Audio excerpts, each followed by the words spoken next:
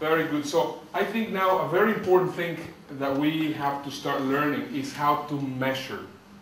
Measuring on the internet is extremely, extremely important. We're going to be talking about web statistics. There's many web statistic programs that will work for you. For example, we have ClickTracks.com. ClickTracks.com is one of the most comprehensive sites there are. The only disadvantage is a little bit pricey. A little bit, if not to say quite pricey. I mean, if you're a big corporation, that's great. And actually, I recommend big corporations to go with ClickTracks. You have some experience with ClickTracks. Yeah. It's very, very powerful. I think for me, in my eyes, it's the most powerful web statistic program there is.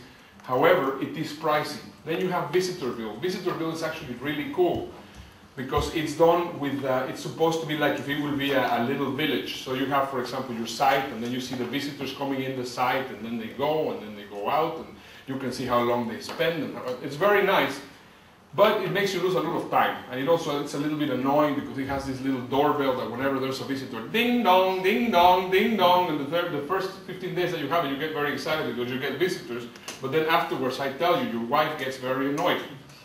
So I would really recommend you to do that. Then you have Statomatic, which is also very good. It's not really pricey, but it's a bit difficult. It's a bit difficult to install, because it has to be installed in your server, and it's a bit complicated to do that. And the one that I use personally, and the one that I recommend, and that you should get in ErnestoRecommends.com, of course, it's Webstat, webstat.com.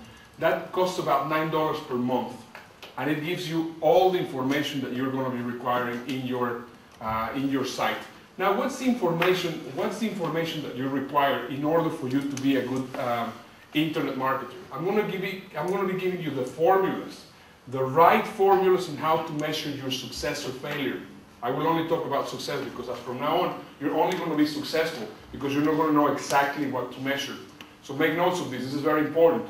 First of all, you need to start tracking your conversion rate. You need to start tracking your conversion rate. What is the meaning of conversion rate? Conversion rate simply means how many visitors are you converting into customers. Your visitor to customer conversion rate is the easiest stats to gather, but also one of the most powerful. It's a quick indication of how effective you're convincing your visitors to buy from you. How do you get this information? Very simple. The number of sales divided by the number of visitors times 100.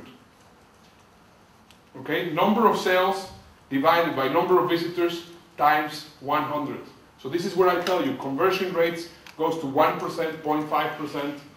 Okay? This is very, very important. What I suggest you to do is that you create your own spreadsheet, and you create every single month. You see the advance of your site, or if it is lacking, or if it is going back. You can also do predictions. I am not very good at math, but then when I started seeing that this meant money, guess what? Suddenly, instantly I became good at math. For some reason.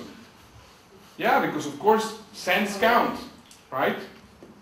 Afterwards, this is an example, for example. If you get 10,000 visitors a month, and 300 of them become customers, then your conversion ratio is 3.7. So 370, 3.7, that's going to be your conversion rate. Okay, that's very, very optimistic, very, very high.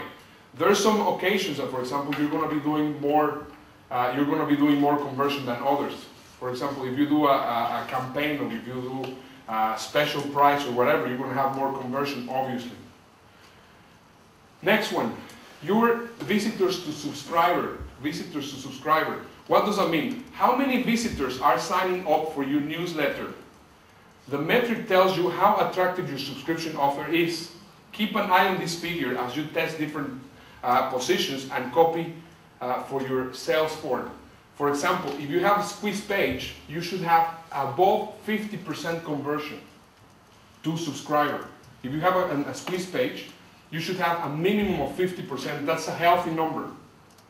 Now just think of this for a moment. Let's say that you have 1,000 visitors a day, okay? And you want a 50% conversion. How many people are getting on your database every single day? If you have 1,000 visitors and you have 50% subscriber ratio, how many people are getting into your database every day? 500, right? Now, translate that to 1 year. It's a hell of a lot of people, I tell you that. And do you think that with that amount of people subscribing into your newsletter, you will be able to do money? You betcha.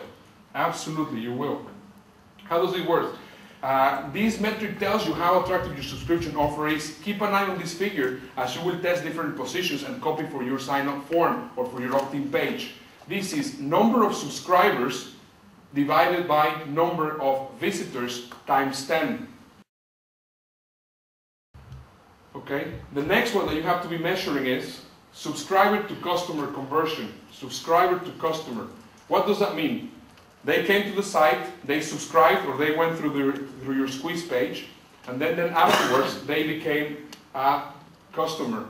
How many of your newsletter subscribers are becoming customers? This metric is a good test of how effective a sales tool or newsletter is. This is especially important if your main product is a paid newsletter. Does that make sense?